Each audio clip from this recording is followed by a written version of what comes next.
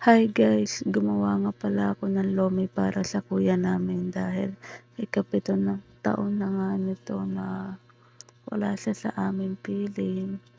At ito yung lagi niyang pasalubong sa amin nung nabubuhay pa siya. Paborito namin to at paborito niya siyempre. Kaya nga lagi itong binibili niya. Ayun na, nagprito lang ako ng kikiam dyan at baboy at atay. Simple lang naman ang sahog niya. Tapos hindi naman kailangan na lagyan mo ng super super na sahog yan. Kasi kahit simple lang, napakasarap niyan. Pag simple lang ng timpla niyan, mekos-mekos mo lang yan, noodles na yan.